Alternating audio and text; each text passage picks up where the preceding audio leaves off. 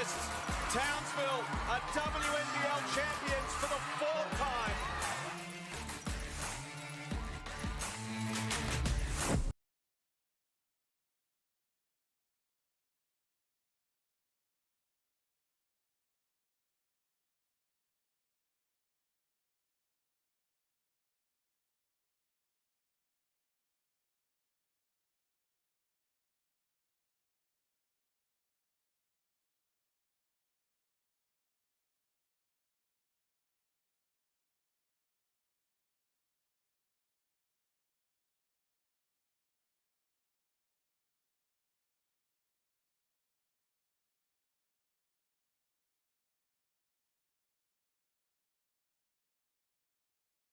Without Erin McDonald, and one way to do that is by beating the teams below you on the ladder.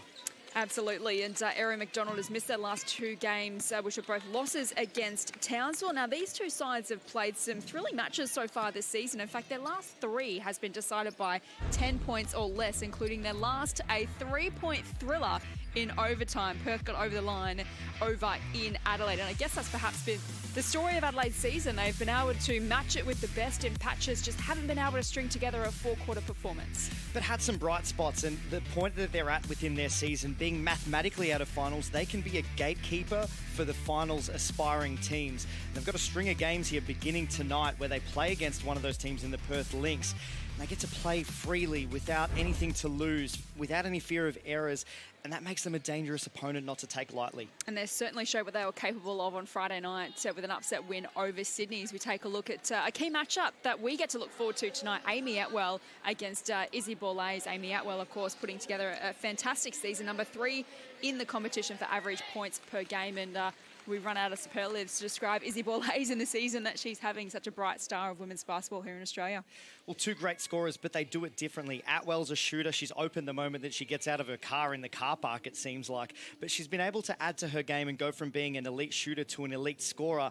And you mentioned Borlase, off the dribble, she's as tough to stay in front of as anybody in the competition. Gets you the 15 points a game. She's in the extended Opal squad, and she's been a shining light for this Adelaide Lightning program this season. Let's take a look at the ladder and what it means for these two sides. As you can see, Perth in 3rd position, but as we've mentioned, they've dropped their last two. Adelaide in 7th, but will take full confidence out of beating Sydney on Friday night, looking to make it 2 in a row. And as we see the end of round 10 tonight, Mark, this ladder is starting to take shape. It is. Perth, aiming for that magical 12-win figure to try and qualify for finals. You see a logjam there from 1st through to 5th of teams that are finals aspiring. Only 4 teams can make it, and Adelaide, I mentioned, they can be a real gatekeeper. So while their season is, effectively over from a finals standpoint, they play a string of games against that top 4 or 5 teams in the games upcoming and really decide who makes it and who doesn't. So let's take a look now at Perth's starting 5. No McDonald, but they've still got plenty of talent in this roster, Mark, and Amy Atwell as well, scoring 36 points last round against the Capitals. She's in absolutely fine form as we take a look at their starting 5. Well, she's been driving a lot of their scoring. Annalie Maley has stepped up as well. When Emily Potter is locked in, she can be tough to handle. But I love the move from Coach Ryan Petrick to put Alex Chiabatoni within the point guard position. So she's been able to play almost like a Swiss Army knife. She can give you a little bit of everything. And in this case, she's able to be the conductor of that Perth orchestra. And for Adelaide, great news for Adelaide fans with Lauren Mansfield, who missed Friday night's game with back soreness. She is back into the team tonight, and that really gives them a lot of strength. It does. She's a calm set of hands. She's a great decision maker with the basketball. She can score if she needs to and if she's allowed to, but otherwise she'll manage your offense. She'll get the right shots for the right people at the right time. So plenty to look forward to tonight. Perth taking on Adelaide at the Bendat Basketball Centre. Mark, how much confidence would that win over the Flames give the Lightning heading into tonight's game?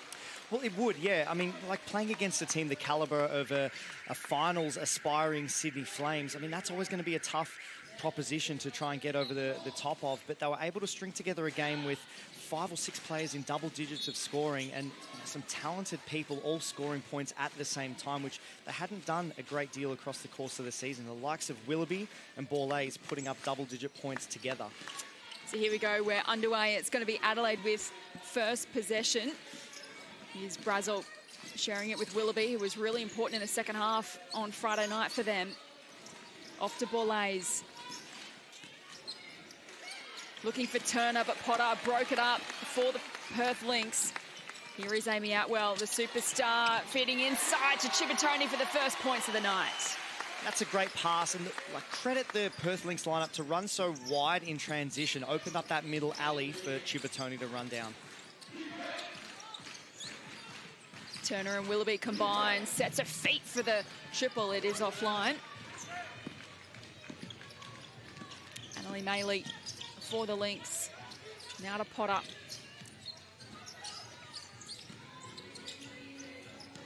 Cipollone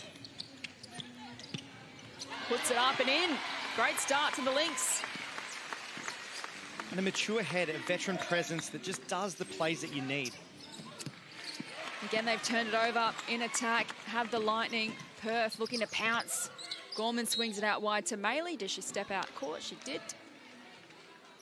So Perth certainly have the recent history against Adelaide. They've won their last 7.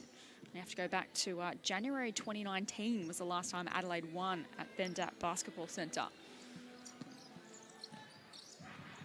Let's see if they can turn the tables here tonight. Perth with an early 4-0 lead. Another miss for the Lightning, but they will retain possession. But indicative of how difficult it is to defend Izzy Borlase, gets herself to the tip of the rim. The layup attempt just rims out. Brazel to Borlase. Again, off target. But she does well defensively to break that up. They will retain possession, the Lynx. Cipollone over to Potter, working the baseline. Can't find the basket. Lightning looking to respond, but they've turned it straight over to Cipollone. Streaming down the other end, working on Willoughby. Over the top to Potter. Her first points of the night and a 6-0 lead early to the Lynx. But all off the back of Alex Cipollone, so she's got the 2 scores herself and then that great, well-weighted pass to the post to Potter. Turner to Brazel, and now Borlase. Couple to contend with. Looking for an option. Swings it out wide. Brazel. And they've run out of time, so excellent defense from the Lynx. All over the Lightning at the moment. And coming from the back of a game planning move, I think, from Coach Ryan Petrick. So you can see every time an Adelaide Lightning athlete catches the ball, they're given a little cushion of space. So they're being played as if they're going to drive the basketball, and that's what's allowing the Lynx to stay in front of whoever has it. Strong start to the home side, but they've coughed it up here as Bourne takes possession for the Lightning. Will get it back, and that's a great conversion, and the Lightning are on the board. Desperately needed after the Lynx got out to 6-0. Now the margin back to 4. Atwell for Perth to Maley. And draws the contact. The thing that makes Maley difficult to defend, she's explosive with her first step quickness. So even when you go with her, she's got like that balance and agility to be able to turn almost on a dime and be able to get herself still in that straight line drive to basket, wear contact, and then be able to take off and shoot it. But both teams playing a high octane, fast break style, so sometimes that can make it seem like you're a little out of sync perhaps with your skill level, and you'll see some uncharacteristic errors. Other times it's going to look like magical basketball. 1 from 2 for Annalie Maley.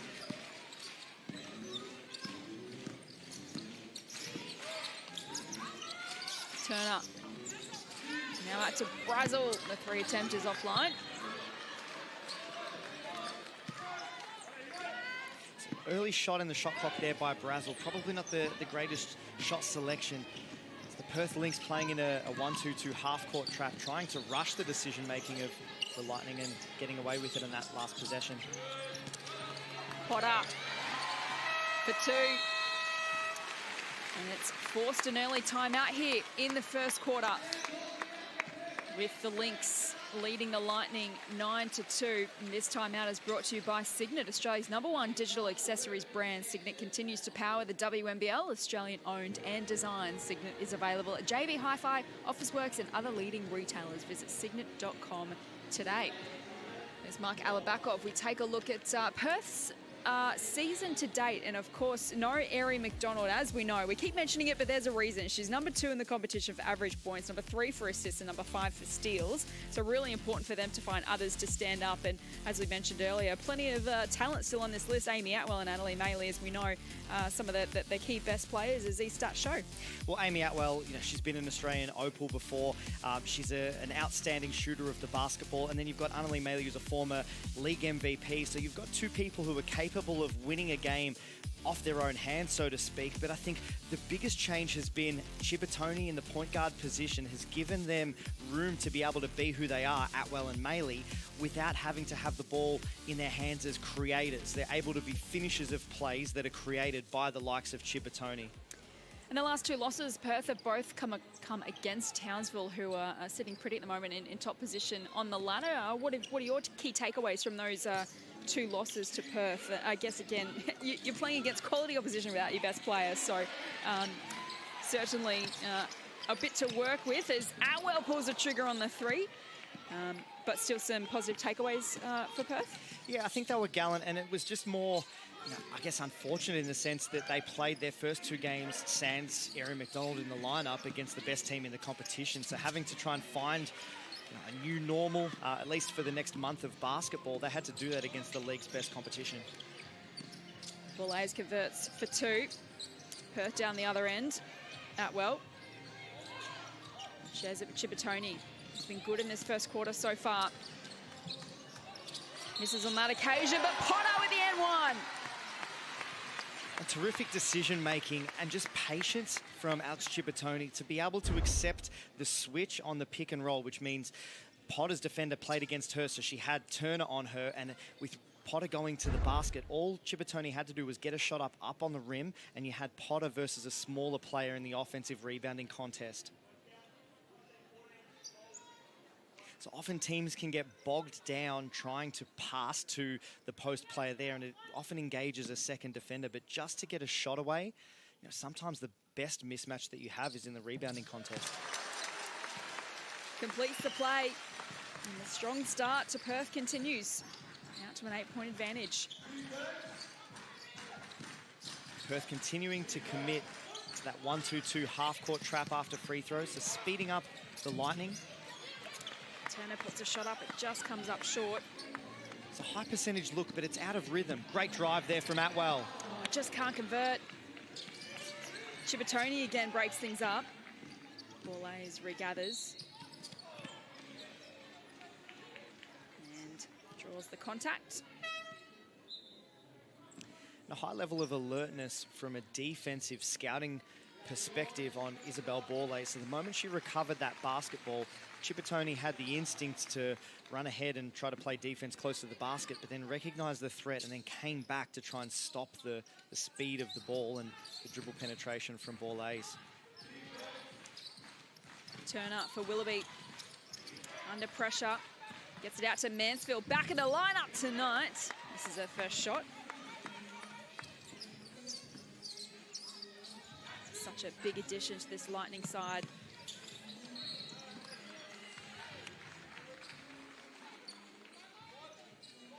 Lauren Mansfield missed Friday night's game through back soreness, but she's passed a fitness test and coming off the bench tonight.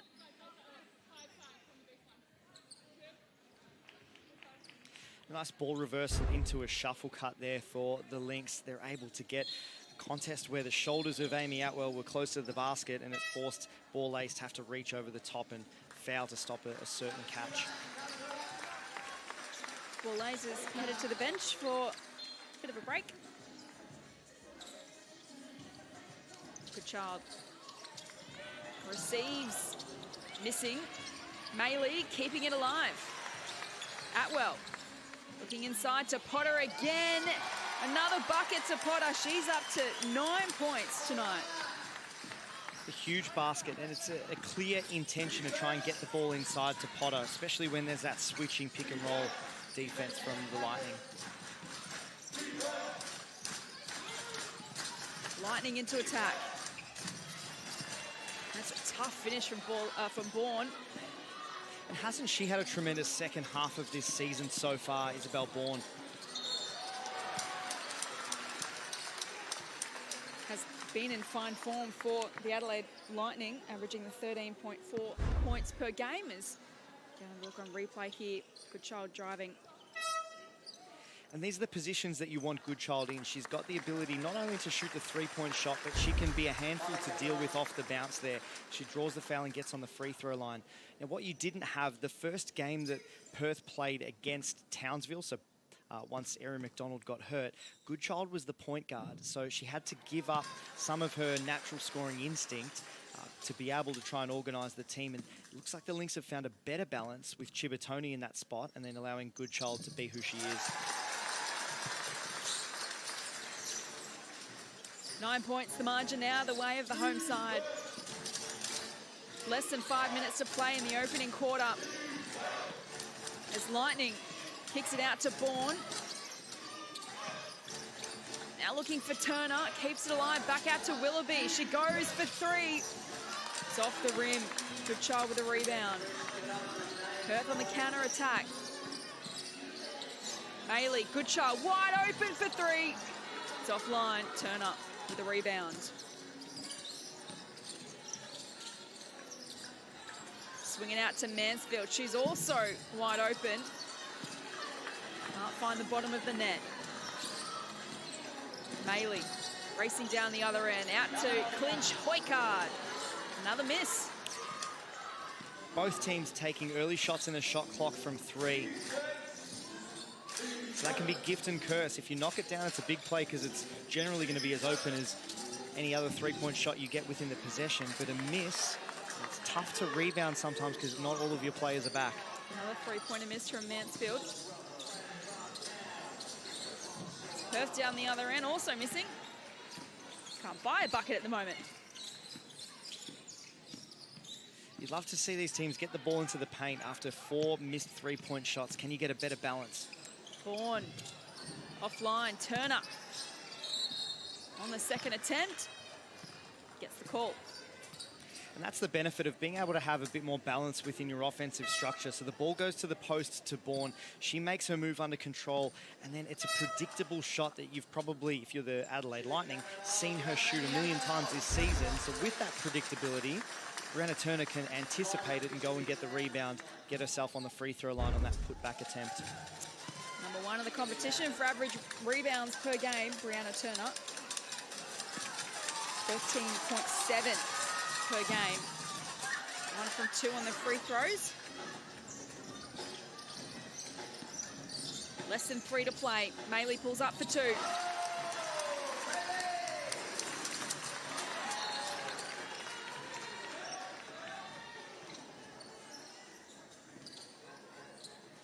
Now, if you're the Adelaide Lightning, you're looking for some balance here offensively. You've only got the 7 points so far in almost 8 minutes of basketball.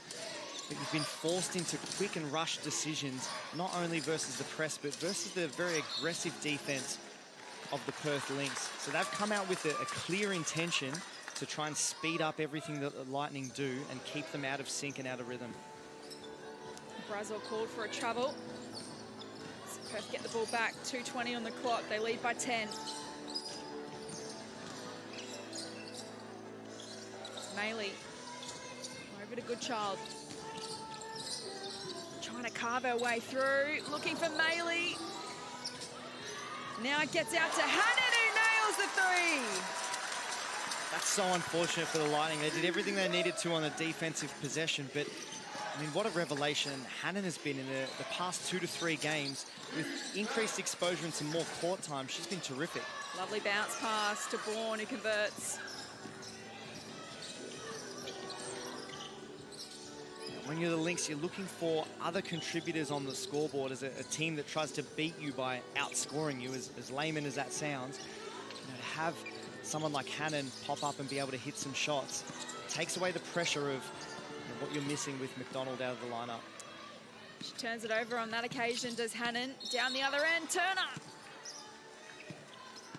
There's a foul being called. Would have loved to have seen Brooke Basham just make that left-handed layup. You need to put some easy points on the board just to settle yourself into this game. So you've got an 11-point deficit right now. Turner's at the free throw line.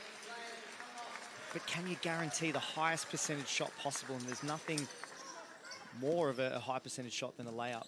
Just a 42% free throw shooter this season for Brianna Turner.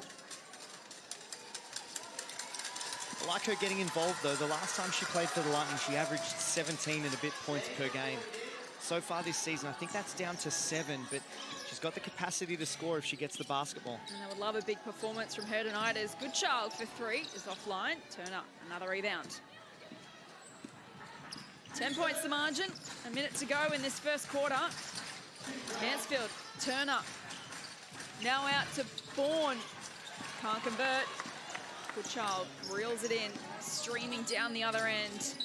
Clinch Hoykard, travel. Spent it before she had it. A little too excited.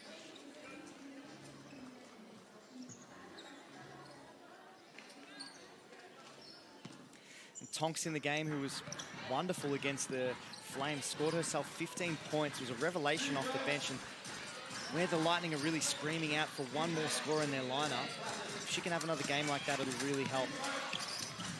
That's a wonderful basket. Taylor Brazel had 14 points against the Flames, so between the two of them, stepping up when they've been given the opportunity to. Goodchild missing. Last 30 seconds. And Tonks has turned it over, but didn't she start like a house on fire last week, as you mentioned? 2 triples as well in the first quarter. Absolutely came out firing off the bench. And that would be one of the pleasing things for if you're the Lightning coaching staff, is they did have a spread of contributors against the Flames as well. They had 5 players in double digits and just found some other scoring options. And it's important. I mean, you've got quite a big part of your program in Steph Talbot sitting there on the bench, injured unfortunately, and she's signed to be part of this lineup. So you're arguably losing a near 20-point per game scorer there, and you've got to find those points elsewhere within your lineup. That pass a little too much on it. So Adelaide will take possession with 8 seconds on the clock. If you're Lightning, you're trying to get on the rim, trying to stay aggressive, put the referees in a position where they may get a foul call here on a layup attempt. Brazel off the board.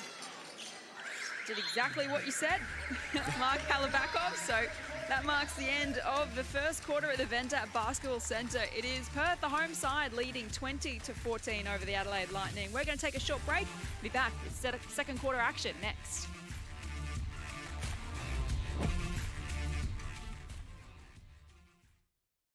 Women are powering forward and changing the game on and off the court.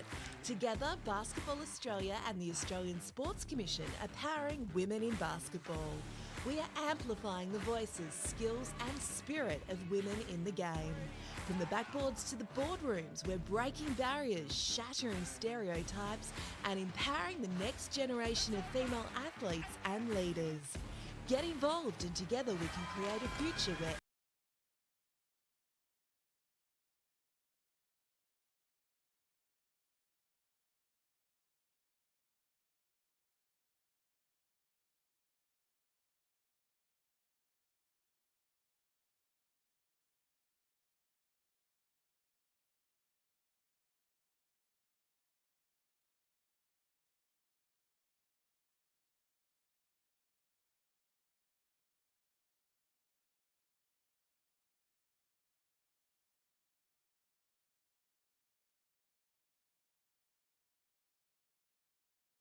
summer of awesome. Get ready for a new hard racing.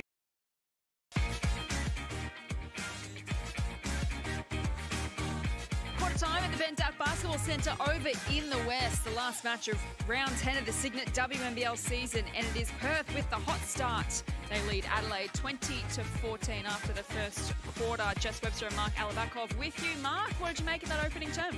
Well, high octane, and it it's a clear picture from the Perth Lynx to try and speed up and force some rush decision-making from the Lightning. And for the better part of that quarter, it looked like it was working. They forced 7 turnovers, were able to get themselves out to a double-digit lead.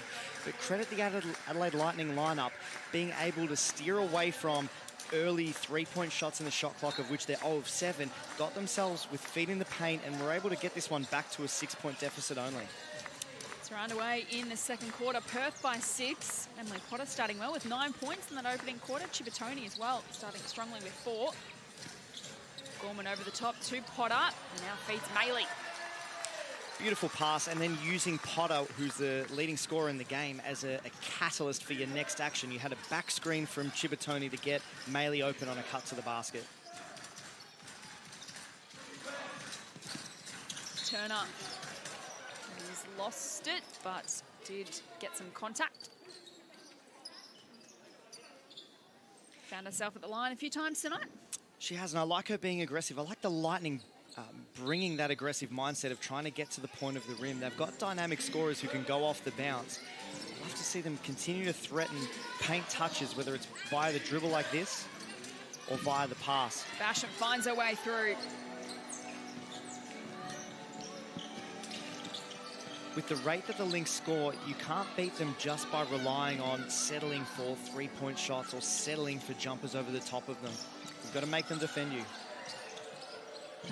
Atwell fires for 3, is offline.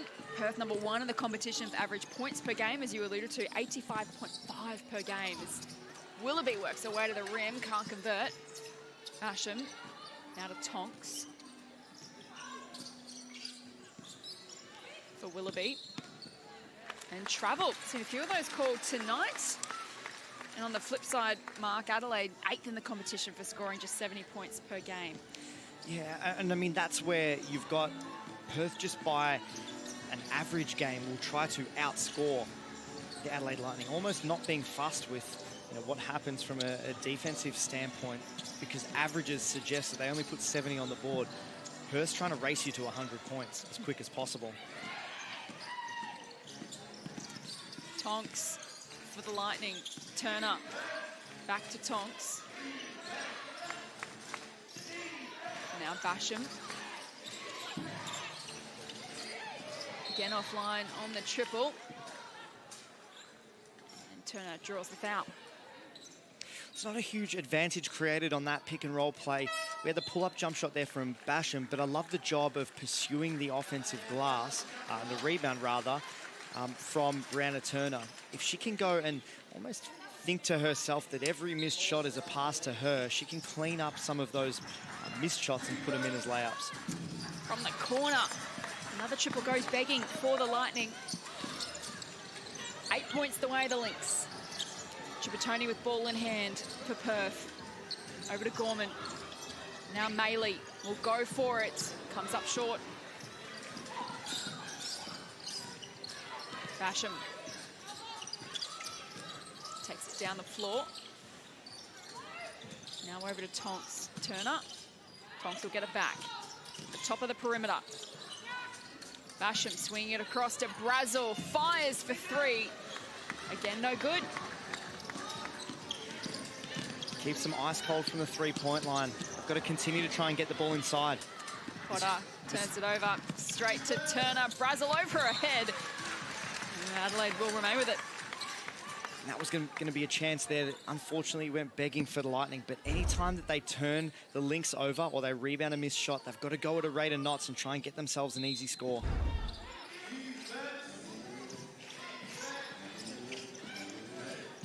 Tonks. Over to Basham. Turner. And he's denied by Maley. Sweeping past Chibatoni, just keeps it alive to Potter. Now to Maley, driving towards the rim, denied by Willoughby. Adelaide ball, Turner. Brazel in the corner, Basham for 3. Offline, Willoughby. Now to Tonks. The challenge is by playing this way, the Adelaide Lightning aren't giving the Perth Lynx any reason to defend the three-point line. So far, they haven't found one tonight. Adelaide,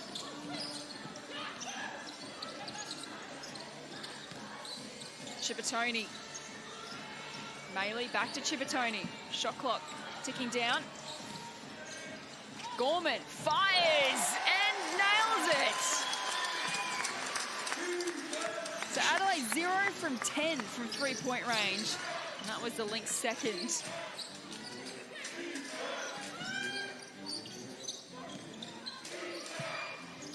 Brazel. Turner back to Brazel. They kick it out to Tonks. Will this be the moment? No. But there's an example. You've got Steph Gorman, who helped from Tonks all the way into the paint and forced the ball to go out to the perimeter, because they're not afraid of the three-point shooting of the Adelaide Lightning at this juncture. It's not to say that you want to prove anything by knocking one down, but you've got to keep streams of offense going, because the Perth Lynx can score in bunches, and you don't want this scoreline to get away from you. Up to 9 points, 5.5 left in the second. Lightning trying to stay in it. Willoughby, what can she manufacture? And gets their first triple. Desperately needed as well for the Lightning. And that'll help. But we're halfway through this second quarter. The Lightning have only been to the free throw line for 4 attempts. I'd love to see them be aggressive and try to get themselves some paint touches, to get on the line, try and earn some fouls and get themselves some free throws.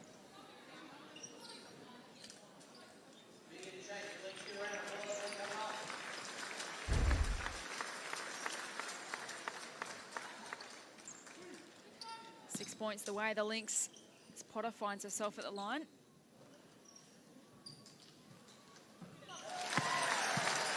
She's now into double digits. And on track for a double-double as well. Misses that attempt. 10 points, 8 rebounds for Potter already.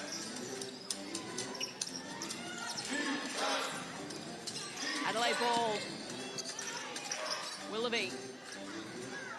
Borlays. Carving her way through and gets the bucket. Case in point there from Isabel Borlays to split the hard show on the pick and roll defense from the Perth Lynx. Get her feet into the paint. Good things happen, right? So heading to a timeout, 4:40 on the clock in the second quarter. Lynx leading the Lightning by 5. This timeout is brought to you by CTM Sport. CTM Sport is here to transform your team's travel experience. Leave the hassle of off-court arrangements to CTM Sport, the experts in sports travel management. Get the winning edge at ctmsport.com.au. Jess Webster and Mark Alabakov with you, and Mark gives us a chance to take a look at Adelaide's season so far. Not the season they would have liked, just the 4 wins for them. And as we take a look at some of their key stats winners, no surprises, Izzy Borlays, Lauren Mansfield, Brianna Turner really leading the way for them this season. Yeah, and they've all been fantastic for their program. Isabel Borlays is one of the rising stars nationally within the Opals landscape, but certainly within the Cygnett WNBL. Mansfield is as calm an operator as they come. He's always an athlete that makes good decisions and gets other people involved in the game. And then you've got Turner, who's been like essentially the gold standard of rebounding within the entirety of the competition. She just keeps possessions alive and then does a great job of keeping opposition teams to one and done possessions by locking the ball up as soon as there's been a shot attempt that misses. And then she gives you the 2.2 steals, so her length able to be disruptive on the defensive end as well. It's an interesting stage of this second quarter. Lynx by 5, they led by 6 at quarter time. Got out to 6-0 lead early in that first. But Lightning have just kept things even in this second quarter so far. So an interesting few minutes coming up. They can get a few more and just keeps things really even at halftime. That'll give them a lot of confidence because Lynx look like they are the more settled team at the moment. Yeah, and that's going to be important. So putting themselves in positions to get or generate easy baskets. So this defensive change-up that they've come out of the timeout in, it's going to change their mindset. They'll be far more urgent at both ends of the floor just from that strategic change. So credit coach Nat Hurst. And this is an early look at it as well as Turner with the block to Mansfield to Willoughby. Regain possession here. Bourne fires for 3. It's off target. It's a good hustle shown by the Lightning. See what they can do this end again. It's Morel into the lineup. Of course, the injury replacement for Aari McDonald. Gets it off Goodchild here.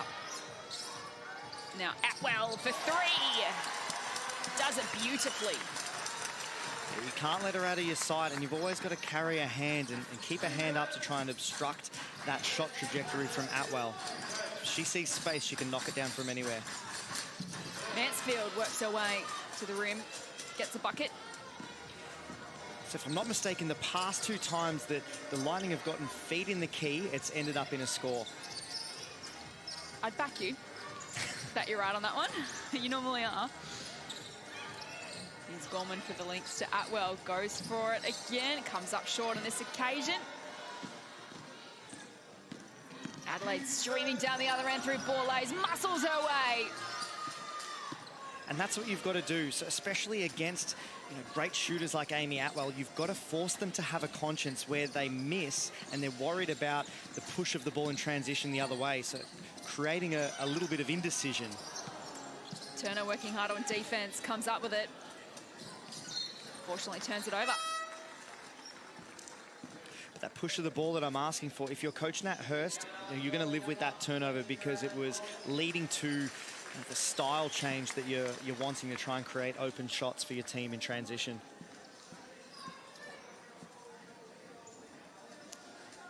So Potter up to 10 for Perth. Maley with 5 points, and for Adelaide, Bourne leading the way with 6. Borlase now up to 4.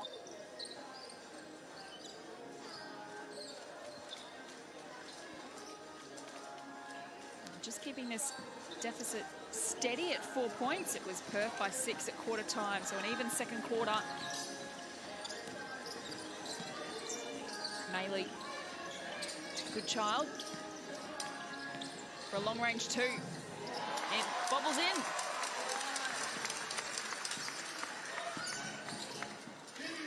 Izzy Borlase. Vaughan. Back to Borlase. Sets her feet for a triple. How's that from Izzy Borlase?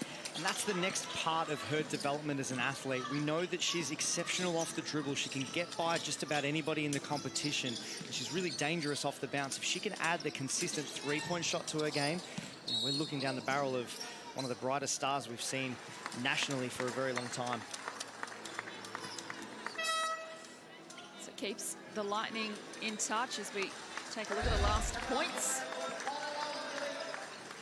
From range too, a big step outside the three-point line. It's one of the emerging trends in world basketball is the capacity to shoot the three-point shot with consistency, a big step, a meter outside the three-point line. It just spreads the floor for teams. Good job for Potter, blocked by Brazel. Mansfield working on Goodchild. Finding her way through, can't convert. Potter gets the foul. Will again head to the line. Terrific floor running by Emily Potter. So to try and lead the break and essentially beat Turner down the floor, or Bourne in that instance, down the floor.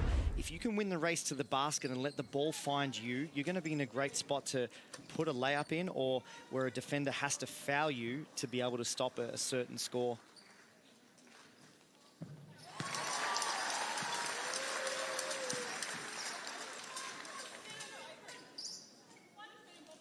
She had a ripper start to the Cygnett WNBL season. Has probably had a month where she's been at below her best. So to see her have this type of an output within the first half will give her and the Perth Lynx a ton of confidence. Well, she averages the 12.2 points per game, Emily Potter, and she's up to 12 already. As we approach half-time, so putting in a really strong performance. There's the Lynx back out to a 5-point margin. Minute 20 left in this opening half. Of course, the Lynx trying to get back on the winners list. They've dropped their last 2 against Townsville. Adelaide coming off an impressive win against Sydney on Friday night.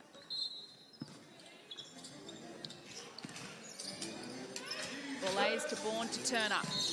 Looking for Borlase.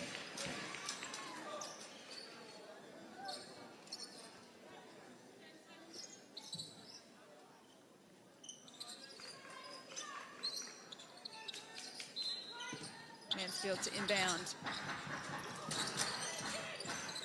Borlase for Bourne. They work the perimeter. Turner swings it across to Borlase from the corner. Off target, but they'll get it back. Mansfield can't convert. Goodchild goes herself at the other end, comes up short. Chivatoni breaks it up. Atwell all alone. Can't convert. Maley gets it back. Potter, Chivatoni. Maley over to Goodchild.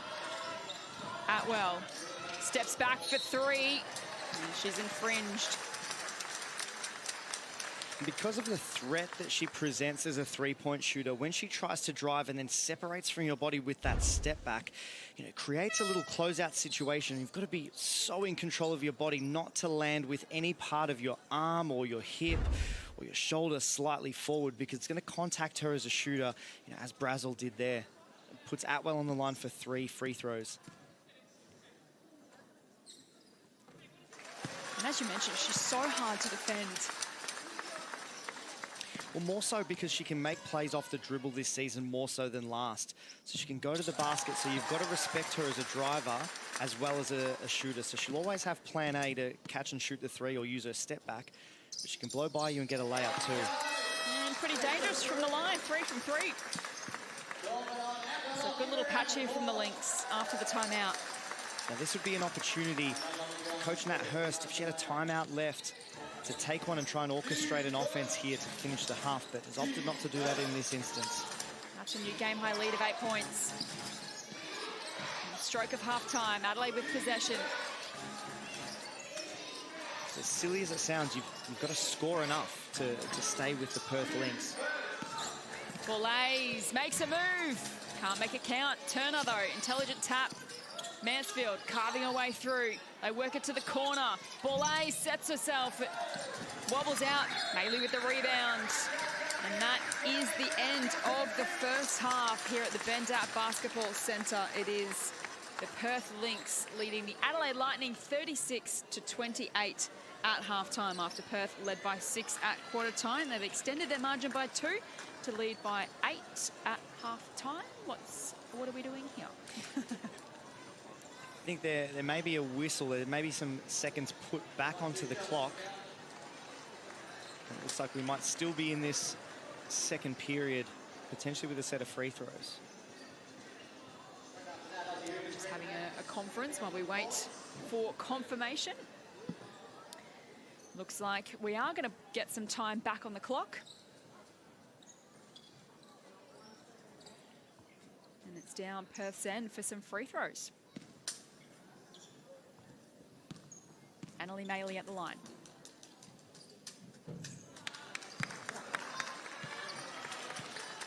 The Lightning dodge a bullet in that instance.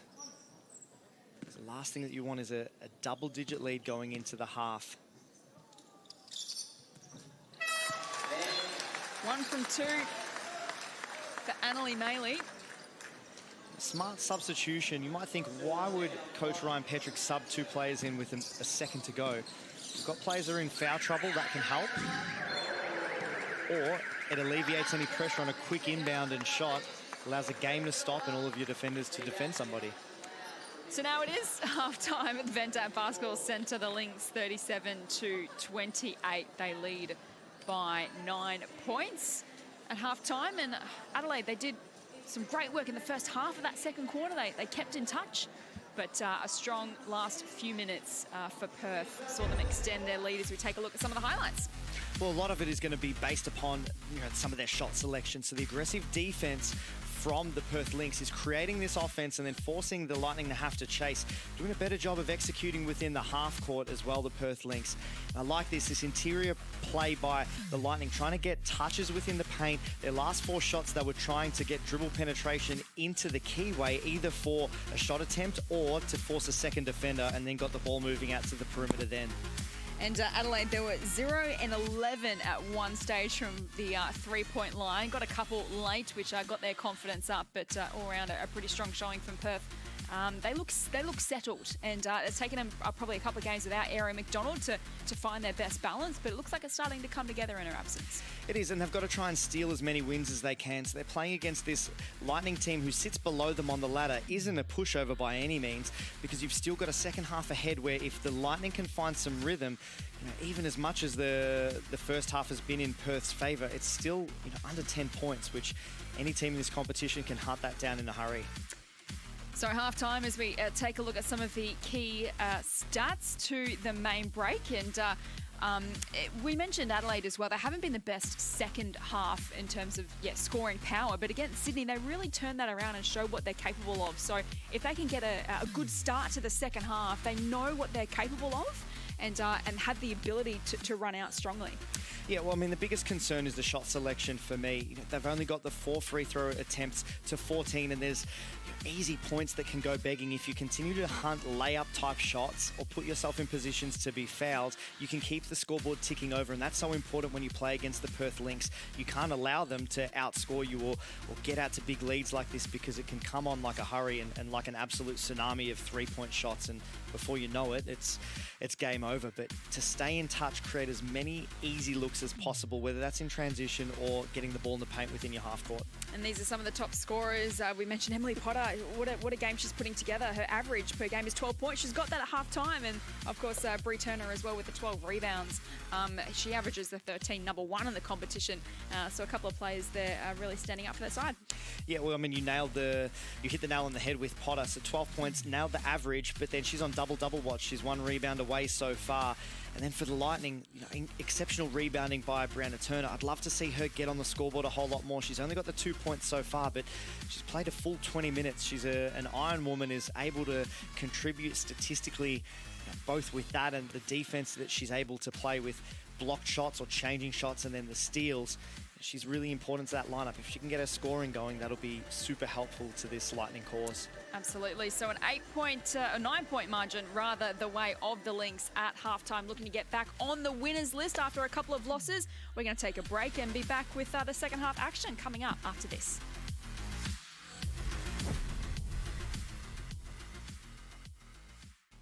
Women are powering forward and changing the game on and off the court.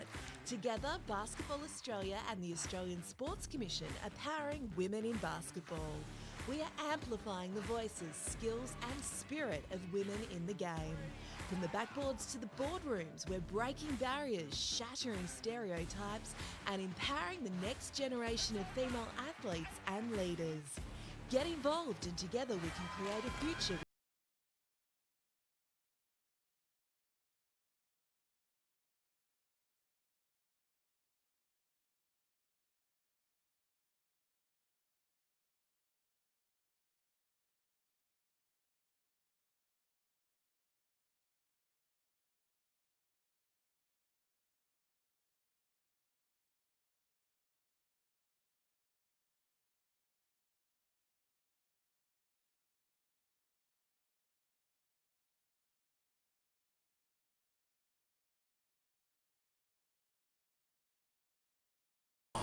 Summer of awesome. Get ready for a new heart-racing game changer. Todd Woodbridge What is the longest river in South America? The Amazon River? Correct. pushes Australia's most addictive game show over the edge. Wow. Let's go! And in an all-new endgame, One counter for a shot at $40,000. the more you risk, 2 counters, $20,000. I'll also throw in a holiday. the more you win. If you don't get that jackpot, you'll leave here with nothing. Brand new Tipping Point Australia starts Monday, Jan 29 on 9.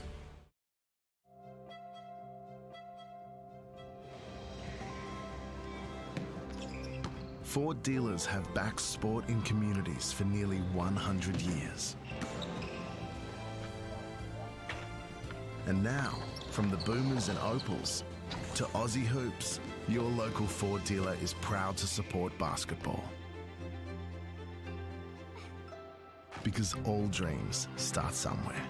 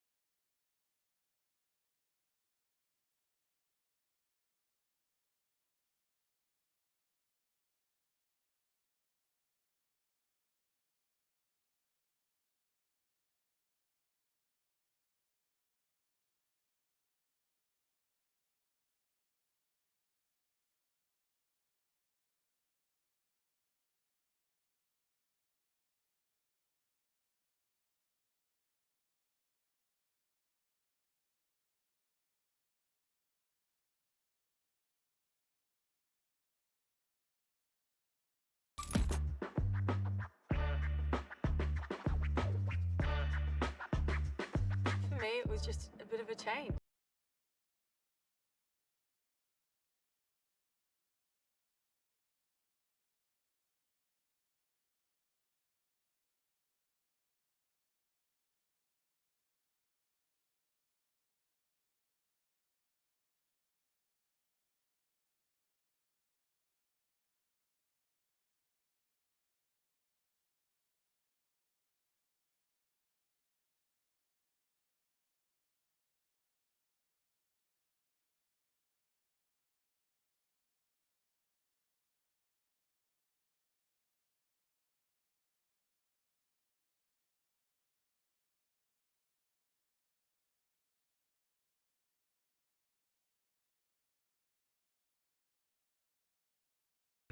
Under the Surface is my passion project. It is like my why for doing what I do every day. I'm getting to have these amazing conversations with past and present athletes about, you know, their personal lives.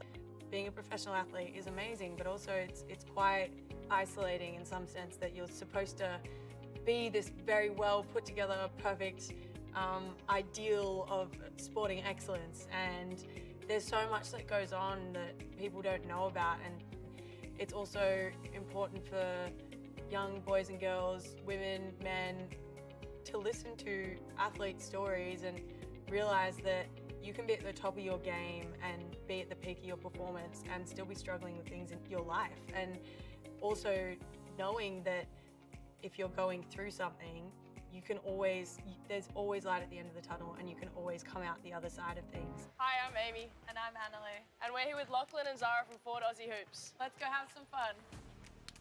Yeah. What was your favourite sport when you were younger? Basketball, obviously. Do you play other sports too? No, just You're a hooper. What's your favourite subject at school, guys? math, PE. Oh, Math and PE. What's 2 plus 2?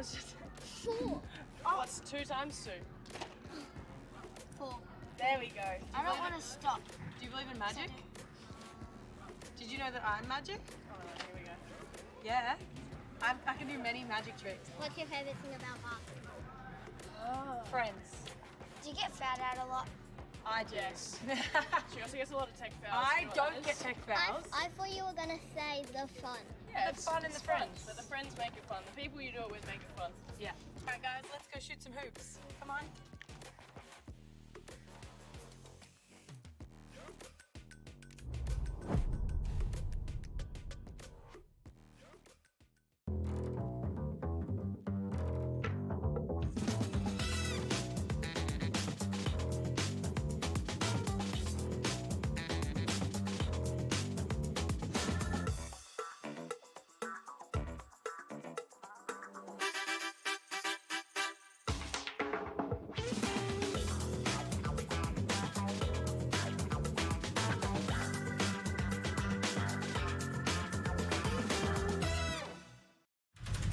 He's an absolute workhorse. Alex Demonor, Australia's top hope.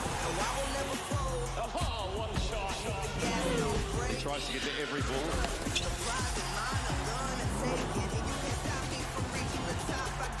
Demonor thousands in Melbourne. For centuries, supernatural creatures have lived among us. There are vampires, werewolves, doppelgangers, witches. And even hybrids. Go! There are friends. Our enemies. The ones we love.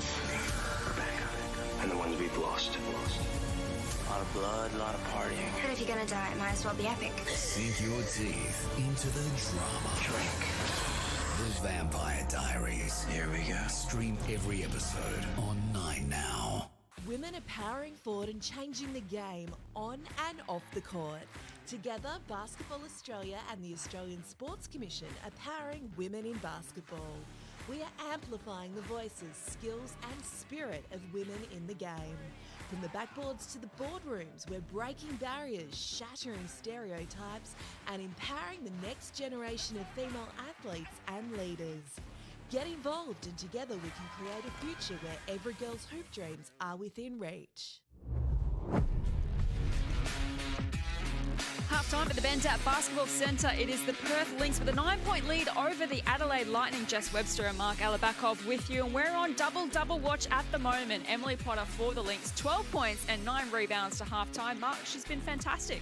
Averages the 12.5 and 8, so she's already in and around a full game average. She's 4 of 5 from the field. She's got an assist and a steal, but most importantly, 0 fouls. Foul trouble has impacted her recent games, so showing great growth in foul discipline, and that's why she's presenting the best version of herself. So we're underway in the third quarter. Adelaide with first possession, and they'll desperately want to get off to a good start here in the third as Borlase. Tough finish, nicely done. But a well-orchestrated offense to get her a catch on the move going into the paint. You've got Turner there ready to rebound. Maley to the corner for Gorman, working the baseline, looking for an option. She goes for Potter in fine form and adds to her tally.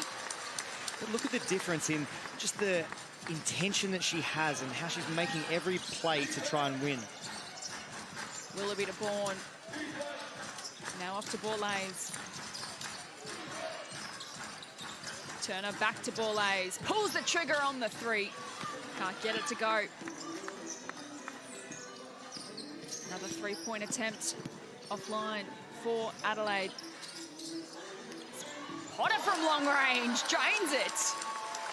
My goodness, this could be the best first half and a bit of basketball that she's played for the Cygnett WNBL season so far.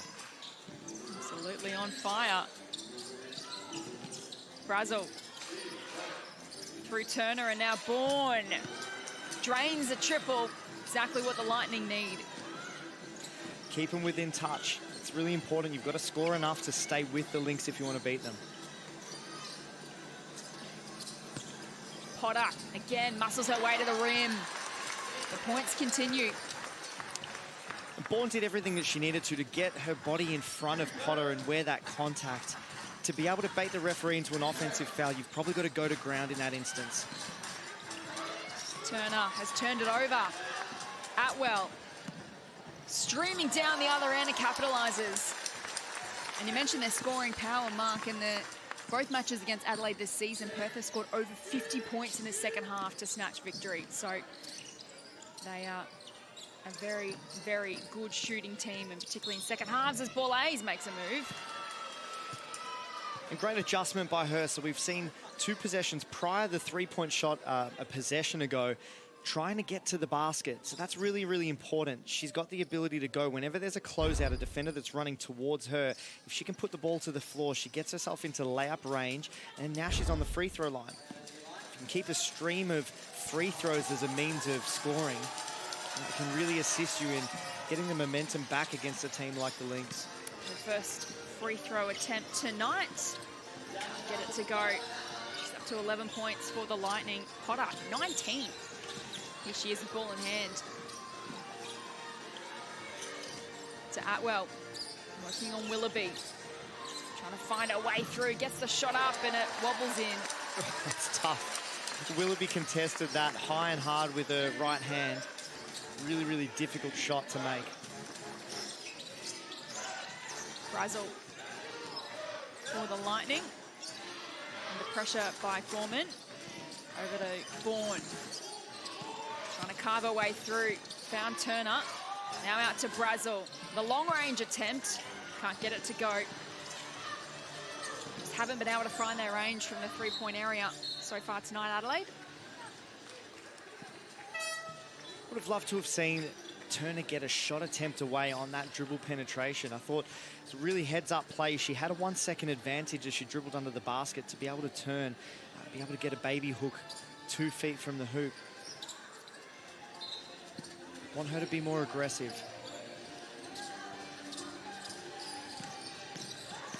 Here's Potter. Over to Maley. Now Gorman back to Potter. Looking for Maley. And travel. She turned it over. Not happy with the call. Adelaide 3 from 20 from the 3-point area. Do they keep taking that shot, Mark? Would you like them to try and penetrate the paint a little more? I mean, absolutely the latter. Not as a means to an end, but something that's going to find them more time and space when they do get that three-point opportunity. They're going to be more in rhythm. It's going to be a more predictable shot that they can rebound. There's a chance in the paint gone begging as Vaughan turns it over. Chippatoni gives it off to Maley, who converts. 15 points the margin now. A new game-high lead.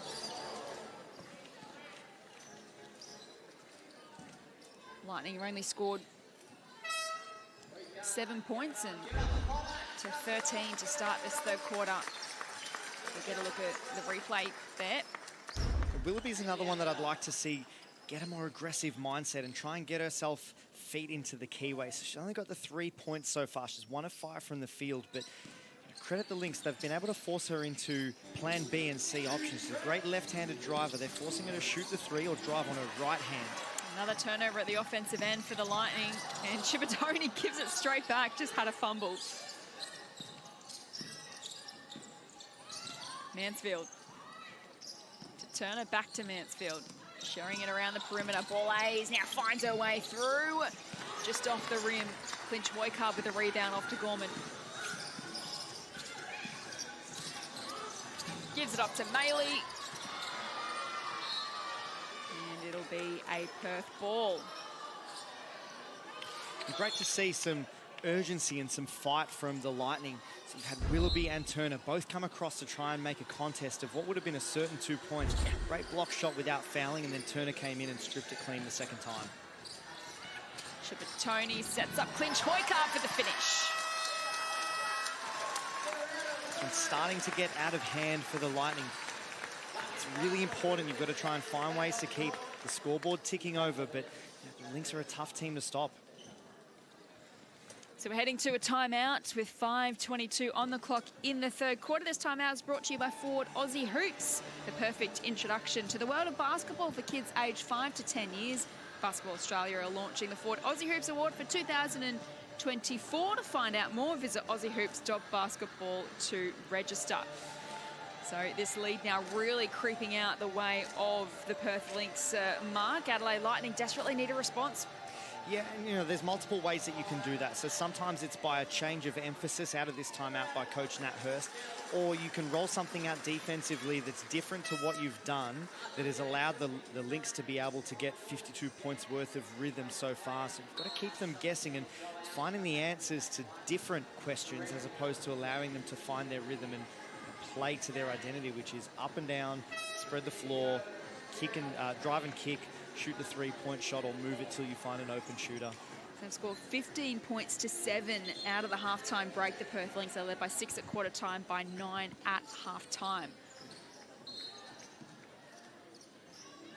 Important 5 and a bit minutes coming up. The Lightning want to stay in touch. Here's their opportunity. Willoughby to Bourne. Back to Willoughby. Now they share it with Borlase. Trying to find her way through. Mansfield thought about the 3. Lets it rip. And they needed that. That'll help. They need a couple of these to go down just to get their mojo back. And then make use of the freedom that they can play with, the Adelaide Lightning. Chippatoni missing. Turner with another rebound. Mansfield. Even though the scoreline is the way it is, Perth is the one that's under the pump. They've got to try and win games to make finals. For Adelaide, you can play freely with nothing to lose and just stay aggressive. The last thing you want to do is go into your shell. Willoughby comes up short on the 2. And you're right, if Adelaide can just keep in touch, it starts to kind of put that little bit of doubt in the minds of Perth. Maley's offline. Good child. Clinch Hoykard from the corner. Off the rim. Borlase working it down the floor. And up and in. Great work from Izzy Borlase. Credit them being aggressive in transition. That's important. So finding easy ways or avenues, when I say easy, you know, of path of least resistance, getting a reaction time advantage and going to into attack mode and get yourself into the keyway where you can leverage some contact, you get a layup attempt, now you get yourself on the free throw line as well.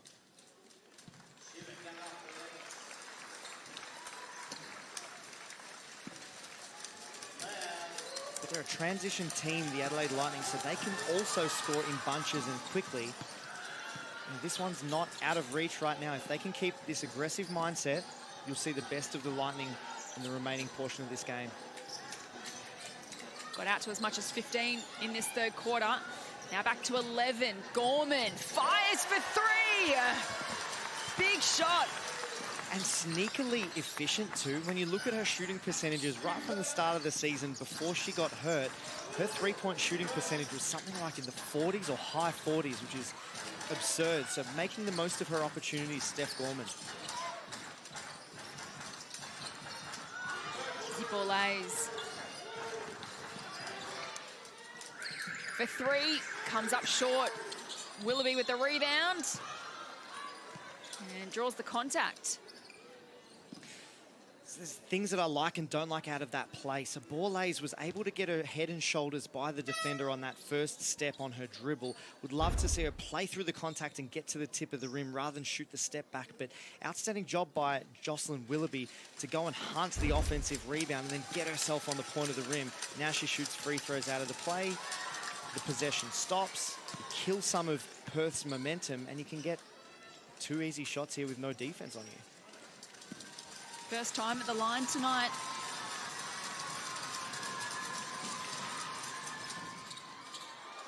Gets them both. Keeps Adelaide in touch. First time to the line, but hopefully not the last time. She's a strong body and she's quick with her first step, so she's very foulable, for lack of a better term, if she's aggressive off the bounce. Averaging 12.6 points per game this season. Just the 5 tonight, but she was so good in the second half against Sydney on Friday night. So as Gorman again goes for it. Good hustle shown by both teams. Basham under pressure. And Adelaide come away with it. Bolays to Mansfield. Inside the final 3 minutes of the third term. Lynx by 12.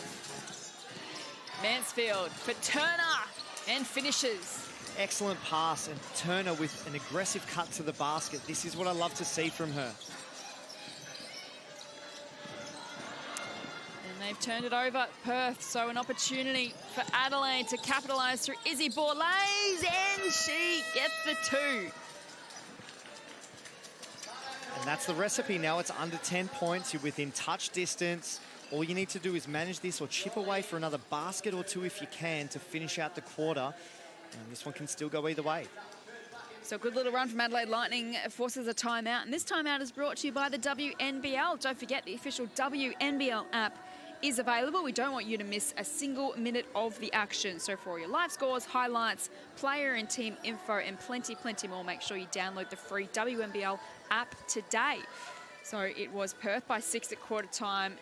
9 at halftime. They got out to a 15-point advantage during this third quarter, but Lightning have just crawled themselves back a little bit more, keeping in touch as they've done throughout the evening. But they would love to continue this momentum and just cut that deficit even further as we head towards the last break. Big 2 minutes 29 for them. So, there's no one way to play this game that we all love called basketball. So with the pace and the three-point shooting, that's a big part of the way that the Perth Lynx play.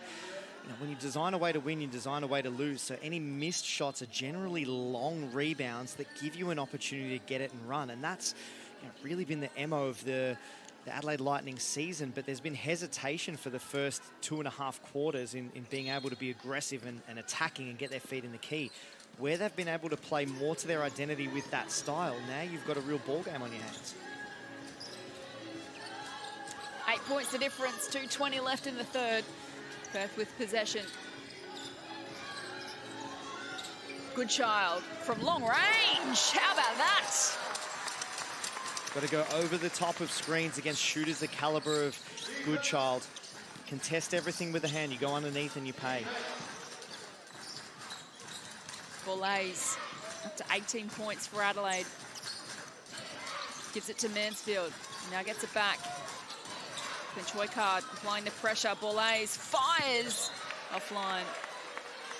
I wish we could get a replay of that last possession when the ball stops and there's out of sync offensively. Ball lays has the ball at the top of the key. All 5 Lynx defenders have a step on the lane line, so they're ready to try and force her to pass elsewhere. Perth get out of trouble and Potter finishes.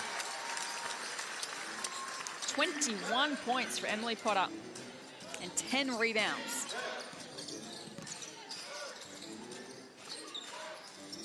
Bola puts up another 3 attempt. It's offline. So the challenge is, and I mean, this is part of the challenge when you're such a young emerging athlete, you're baited into playing to plan B. She's such an exceptional driver of the basketball ball lays. Anytime that the ball stops, the defense can load and crowd your space. So if you're baited to shoot 3-point shots and they're not dropping, or it's not within your wheelhouse just yet to make that consistently, it's a win to the defense. So for ball lays, that ball's got to move, or she's got to pick her moments when the defense is in rotation and everybody is still moving. That's a chance to get it and try and split between 2. But once they're loaded, it doesn't present you with that chance. And you try and shoot over the top of them, it's not really her plan A.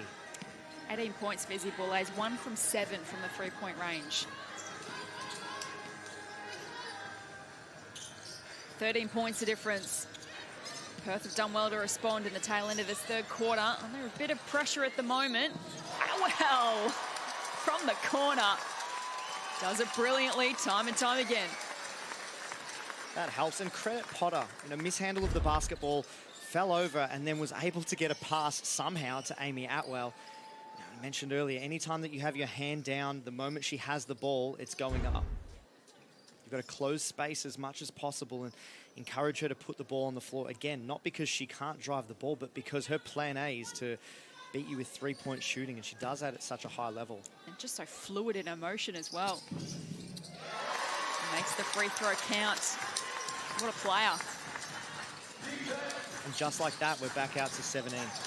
A new game-high lead as well. Mansfield fires at the other end, can't get it to go. Goodchild for Potter. Maley back to Goodchild.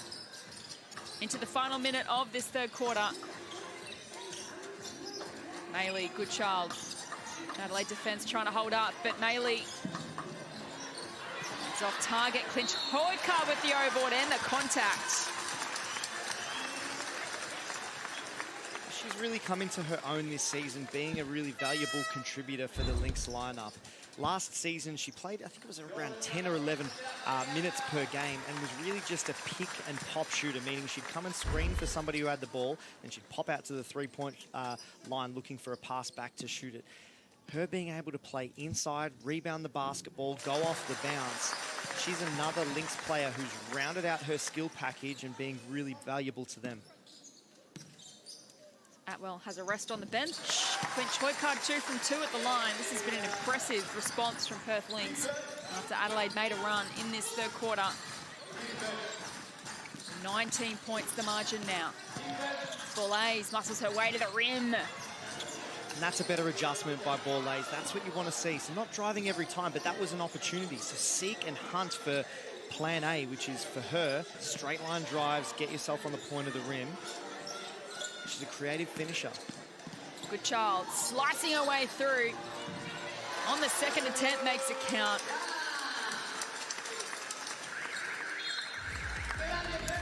That marks the end of an impressive 3rd quarter from the home side. The Perth Lynx in the box seat to get back on the winners list at 3-quarter time. They lead the Adelaide Lightning 68-49. We're going to take a short break and be back with a final quarter next.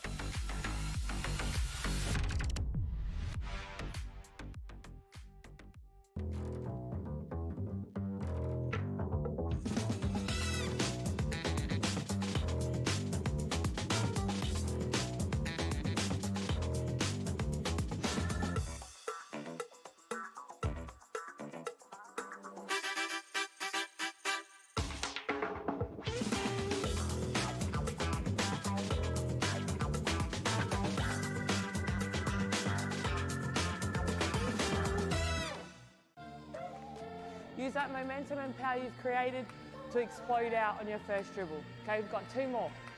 Why? Sometimes as women, we look for perfection as opposed to execution. The work ethic is important when the players are 40 years younger.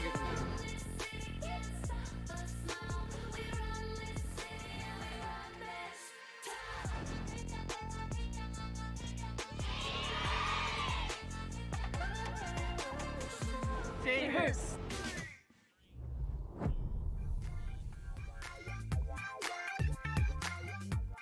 Welcome back to the Bendat Basketball Centre. The Perth Lynx in the box seat at three-quarter time to return to the winners list.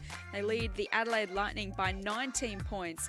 A strong third quarter where they score 31 points to 21. And importantly, finished off that quarter strongly after Adelaide threw everything at them and got within 5 points, but just couldn't carry on with it. And now Perth have opened up a pretty handy lead. Jess Webster and Mark Alabakov with you. Mark, it's Perth are looking good at three-quarter time. What do you think the key messages will be in the Adelaide camp? Obviously trying to fight out this final quarter strongly. Well, you've got one quarter left to play, so you get an opportunity to roll the dice with something perhaps defensively to disrupt the Lynx and try to gain some extra possessions that you can run down the other way and try and get some easy scores. There's no way there's going to be enough possessions and the sheer execution of the offense to be able to make up this deficit in the half court. It's going to be outworking the Lynx either on reaction time advantages by pushing the basketball, getting out on the fast break, or extra possessions. So that's where their execution in the half court. It's got to be shots that they're predicting. They've seen teammates shoot before that comes from the wheelhouse of what they normally do. And they can predict those opportunities to go and pursue it, keep the ball alive, and try and get something off a second chance point opportunity. And if you're Perth, they'd be really pleased with how they've responded without Erin McDonald. Of course, they've dropped their last two, but against really quality opposition in Townsville. But tonight, they really found that they found their groove and found some answers. Yeah, and they average 85 points per game, so they're on track for that right now. But the most impressive thing is the multiple contributors. They've got 8 individual scorers right now. From the corner, Clinch Wokard is offline, but they will maintain possession here, the Perth Lynx. 8 individual scorers. You've got to find a way to make up the points that you're missing that get created by or scored by Erin McDonald. It's too much pressure to put that, the onus of that on one person. It's got to be everybody scoring 2, 4, 6 points extra each. Bourne with the Lightning to Mansfield. Basham for 2. Can't get it to go. They win it back. A predictable shot, it's a feed in the key, little jump shot, predictable so that Turner can go in there and get her hand to it and keep it alive. Bourne working on Potter off the left. And the N1. It's exactly what you want if you're coach Nat Hurst. The response here, so a predictable shot that they rebound, they get a second chance opportunity, and then they're aggressive off the bounce. So force Potter to have to defend you. Beautiful spin move there by Bourne, and then the outstretched left arm finish, and gets herself on the free throw line as well. Completes the play.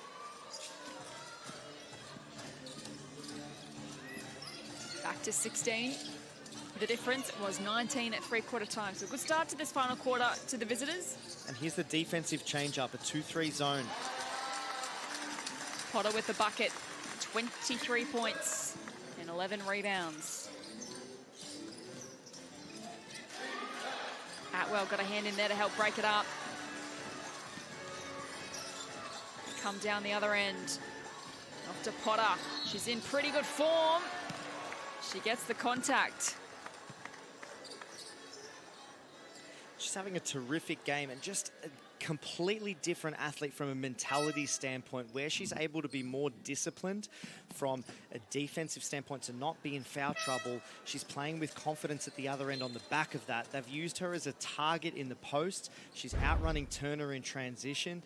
They've put her in the post as a playmaker, and they got Maley on a little back cut earlier within the contest. She's made the three-point shot, just finding multiple ways to keep her scoring flow going. And that's why the Lynx are in this winning position that they're in so far. She's shooting at 64% from the field tonight, 80% at the line.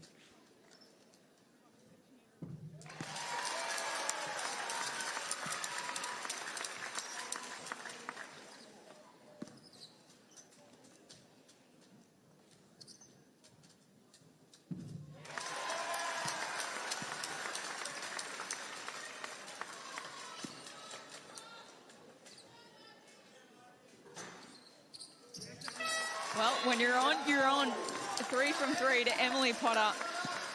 And she takes a well-earned rest. She's played superbly tonight to lead her side.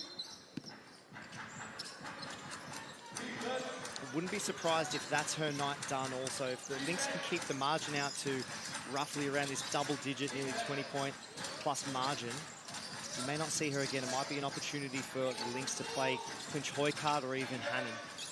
Bourne from long range, off target. Maylee keeps it alive, has support. Good child.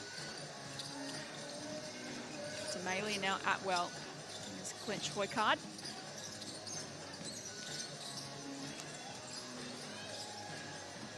To Atwell. Goes for it as the seconds tick down. No good. Adelaide back the other way. The fast transition and Bola finishes.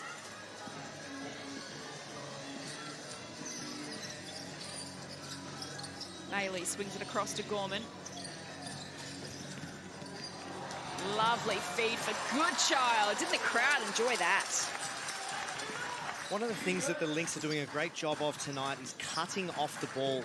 So anytime there's dribble penetration, it draws the interest of the defense, and then they've had a player cut to the basket while their defender's not looking at them, been able to hit them for easy scores. Part of that is game planning, but part of that is just great alertness from the offensive player to cut when their defender is not looking at them.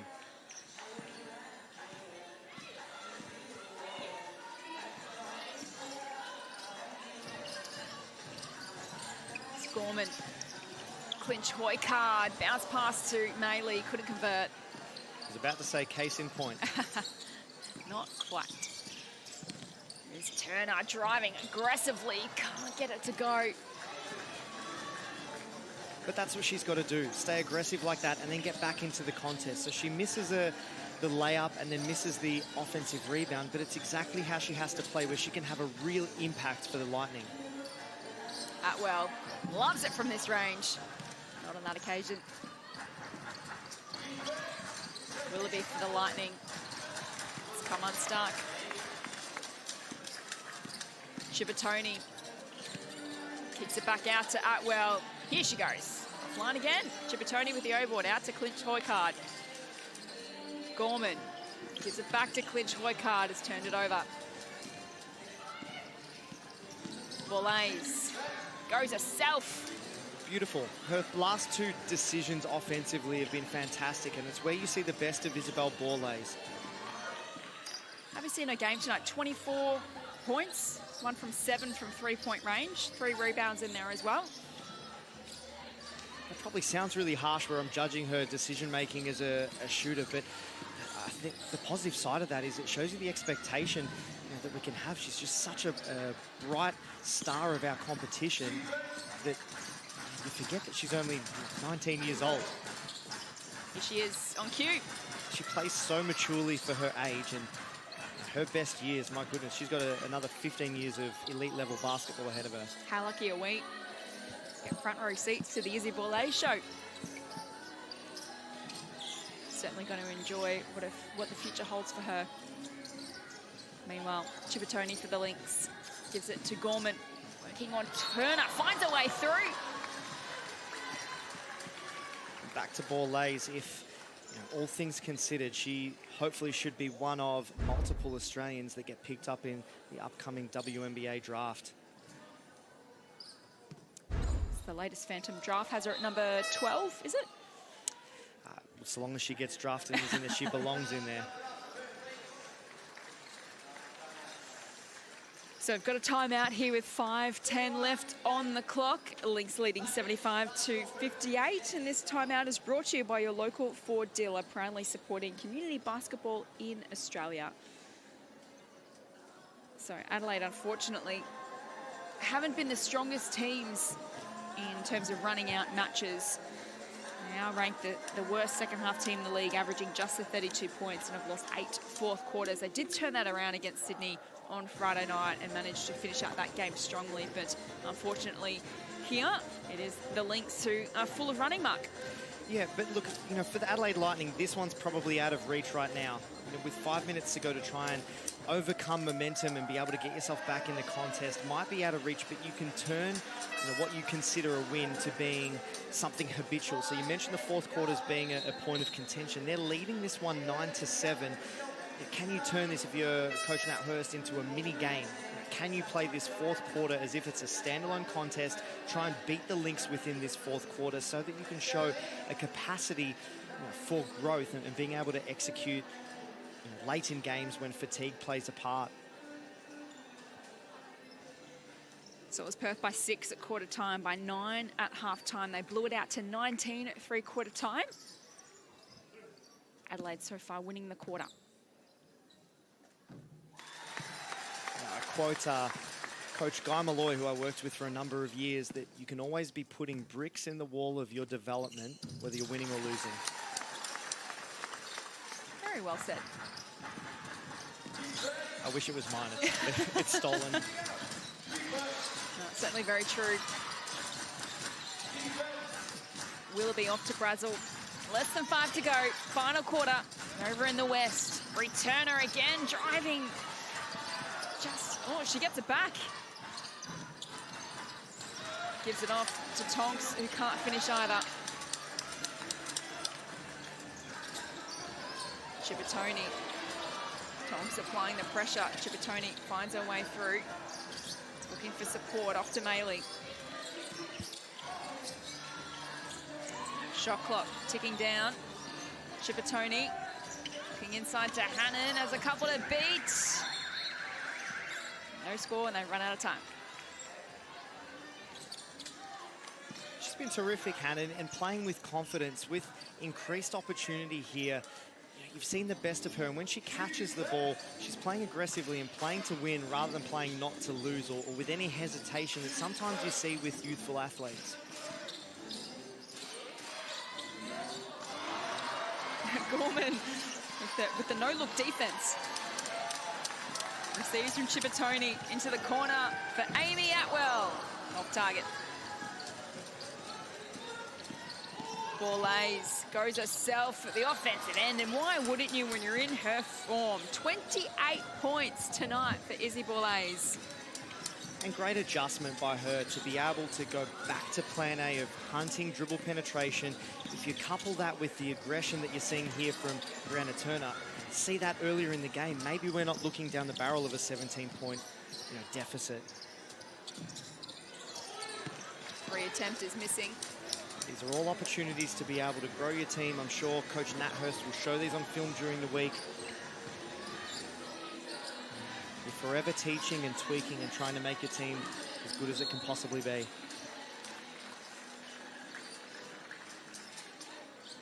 Chipotoni draws the foul. Get another look.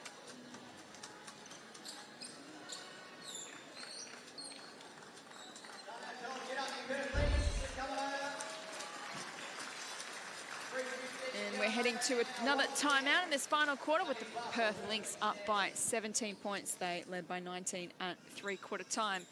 And for Adelaide, we mentioned, the positives they can take out of this final quarter, but from Friday night when they won against Sydney, they had 5 players in double digits. Just the 2 tonight. Izzy Borlase 28 points and Bourne with 12. Would they expect to have more contributors other than those 2, or do you think that they're playing the way that they want to play? Well, the short answer is yes. So there's 2 parts to that.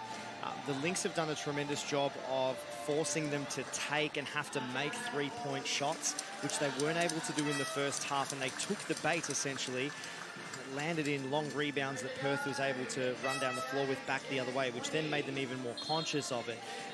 In saying that, some of that is also shot selection. So do you get a little antsy and then settle for the shots that you see rather than trying to work hard with the pace that you play and the execution and the solid screening to create the opportunities that put you in the best position to put a winnable scoreline on the board. Some of that is self-inflicted, I think, by the Lightning, but credit to them. They're winning this fourth quarter 11-9, and you've seen a shift in their mentality in trying to get the ball into the paint in this second half, and certainly in the last 5 minutes, led by Borlase and led by Turner. Turner with 17 rebounds tonight. go with her 4 points. And for Perth, Potter, 26 points. She's on the bench having a rest. Well-earned rest at that too. A double-double with 11 rebounds as well. I don't think we'll see her again, and there's every likelihood that Coach Ryan Petrick will empty the bench and put some of his end-of-bench athletes in here late in the game. Adelaide ball. Bola kicks it out for Willoughby. Sets herself for 3. It's off the rim. Maley. Under pressure. Out to Goodchild. Wide open. Can't get it to go, but Maley follows up. Great defense by Bola prior to that, but Maley's such a tough matchup because she's got this relentless energy. So when her feet land, just when you think you've done all of your job that you need to from a defensive standpoint, staying in front of her when she's pursuing an offensive rebound is probably one of the toughest things to do out of any defensive assignment in the entirety of the league. She's just relentless, and she's quick, and she's shifty, and she'll spin when she's got an obstacle in front of her. Tonks. Gives it to Borlase. Steps back on the 3 and drains it. Adding to her tally, she's over 30 points. The record for points scored this season is by Amy Atwell with 36. Borlase up to 31, still with 2 minutes to play. Maley responds with her own triple. Into the final 2 minutes. Willoughby trying to fight her way through. She gets the contact. And that's excellent by Jocelyn Willoughby, but unfortunately too little too late. I would love to see an aggressive mentality just like that possession, but earlier in the game when there's still a chance to hang around. So she's an exceptional left-handed driver, and I mentioned because of how physically strong she is, she's very fallible, right? So she's able to hold contact, and when you try to contest her shot, she can play within that contact or through your arm and get a shot away. Completes the N1. This is a positive finish to this game so far by the Lightning. Atwell in the corner.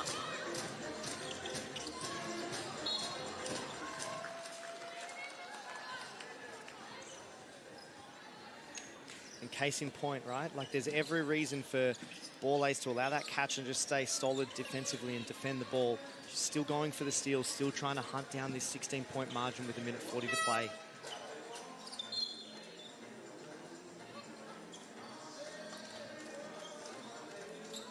Adelaide will also be pleased. They averaged 70 points per game. Last in the competition, Perth averaged the 85. At least it hasn't, you know, they haven't conceded more than Lynx average, and they're probably around their average as well. So kind of take some positives out of that. It's still to score highly against Perth is still really positive. Yeah, you know, absolutely. I'd love to see them try and get above that 70-point average because I think the adjustment that they've made within this second half certainly warrants it. But it goes to show you, like the point you made about Lynx scoring 85 points per game as an average. Now, that average, you know, that sample size is mostly with Aerie McDonald in the lineup, but even still, like, you've got to be able to score to stay with the Perth Lynx.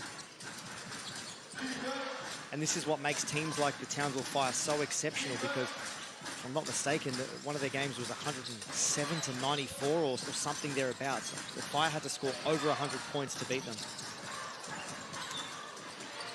Into the final 90 seconds.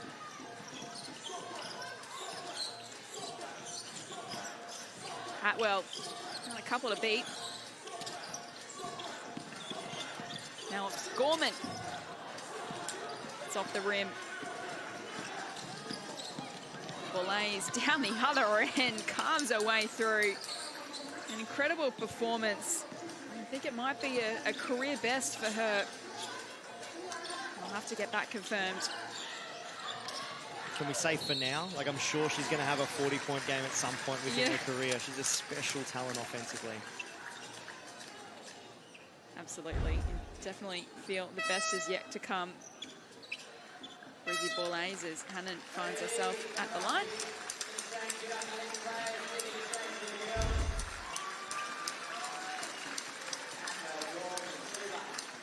So seeing a number of changes to the Perth Lynx coming onto the floor.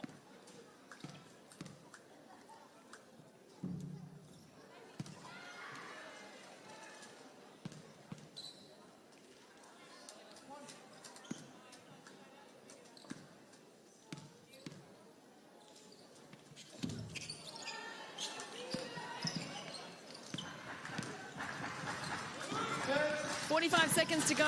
Tonks for the Lightning is denied by Hannon. Working hard down the other end of the floor. The teammates get around it. And I think that's telling. So you watch the Perth bench, all of the starters are out. Watch the reaction if you get in a shot. We missed it on that particular occasion by Emily Potter. So she's out of the game. The game's decided. She's up and pumping her fist in praise for Hannon. In any environment, a happy team is a good team, and this Perth Lynx team looks like they're really together and supportive of one another.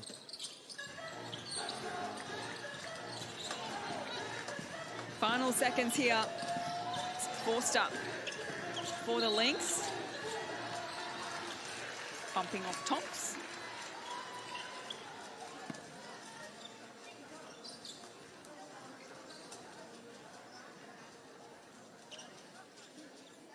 Former development player for the Perth Lynx is Chloe Forster, and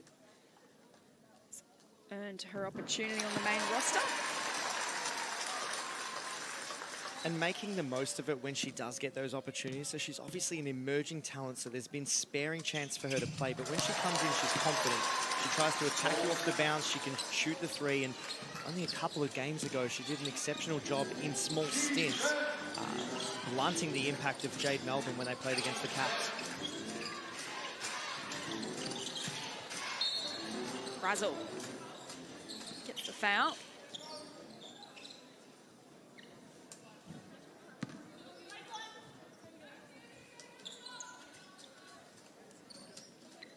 So Adelaide have done well to make this last quarter an even one. Perth by 19 at three-quarter time. Currently winning the quarter. Last 10 seconds to go. Out to Willoughby. 4-3. Can't get it to go. And the Perth Lynx return to the winners list after back-to-back losses against the Townsville Fire. They respond on their home court. They beat the Lightning 84-68. A good response from the Lynx. And that'll do their confidence a world of good as we complete the end of round 10 in the Cygnett WNBL. And a valuable win to the home side, the Perth Lynx. Mark Albakoff. Yeah, and an important one. So we mentioned right from the top of the broadcast that there's this magical 12 wins that you need to aspire to get. And history suggests that's what makes the top 4. Currently, with that win, the Lynx will go to 9 and 5 losses. So they're trying to find 3 more wins as best they can in the absence of their best player, Erin McDonald, trying to steal any that they can and get themselves within the picture, hopefully having her back for a finals push, because they're a better team with her out on the floor, but performing admirably and finding their way without her there. And speaking about performing admirably, Emily Potter, our player of the match tonight, ended with 26 points and 11 rebounds. She shot 64% from the field and 87% from the line, 7 of 8. She was superb and then took to the bench in the final quarter, not taking any chances with her, but really set up their victory tonight. She was sensational. Well, you called it early. The double-double watch was, right almost within that first quarter. So to put the 26 on the board, she's got the 11 rebounds. There's your double-double. 2 assists, 1 steal to go with it. But she's done all of this in only 22 minutes of game time, played with foul discipline, so she's defended well and been disruptive with her length without getting herself into foul trouble. And then by plus-minus, she was the #1 player on the court. The Lynx were 27 points better with her out on the floor than they were without. That's pretty incredible. Really led her team tonight, Emily Potter. As we take a look at some of the highlights from tonight, Mark, obviously Perth did what they needed to do. They just have to bank the wins, as you said. Where does this leave Adelaide with a few rounds left? Well, still in the same position, so they're still habit building for future seasons. They'll continue to play games against top 4 caliber teams, and this is their final series. They get an opportunity to play and game plan for teams that are going to be featuring in the Cygnett WNBL finals, and treat each one like you're playing a quarterfinal or a semi or a grand final, and really take it to these finals aspiring teams. Their second half was a whole lot better, especially that fourth quarter, playing to win, being aggressive, and you're seeing signs of the Adelaide Lightning when they're at their best. They win that fourth quarter, so plenty to build on, but also plenty of teachable moments for Coach Nat Hurst to take into the next game week. Yeah, still a young developing side as well, so it'll be an important last 4 or so rounds to go. And Perth really looking to, as you mentioned, bank a number of wins as ball A's. We see some of her highlights. Sensational tonight, 33 points. I believe that's career best for her. And the 5 rebounds as well. She did everything for her side. Such a bright young talent of this competition as we take a look at some of the full-time stats, Mark. Yeah, and she did a great job of getting to the cup, trying to put herself in positions to be fouled, as did the Lightning. They were far more aggressive in the second half, so while that doesn't show up in a massive way, they got the 10 free throw attempts. They only had 4, I believe, up until half-time. So the change in mentality and trying to get their feet in the paint, they were able to get themselves back on track somewhat, but credit to the Lynx. You've got multiple people who can score, multiple scorers in double digits. There's just threats everywhere on the floor. So when they're rolling, if they can get close to that 85-point average that they've had, they're tough to stop. Even the team, or their opponent rather, their best offensive game isn't always an 85-point output. So you've got to score enough to hang with the Lynx or find a way to stop them, which is easier said than done. So that is the end of round 10 in the Cygnett WNBL as we take a look at some of the games to come for next week. And Mark, how about this? Look at this lineup for next week. So many great games to look forward to. Melbourne and Townsville twice, sitting in first and second position on the ladder. We couldn't have scripted that any better, but a lot of games to really start shaping the ladder.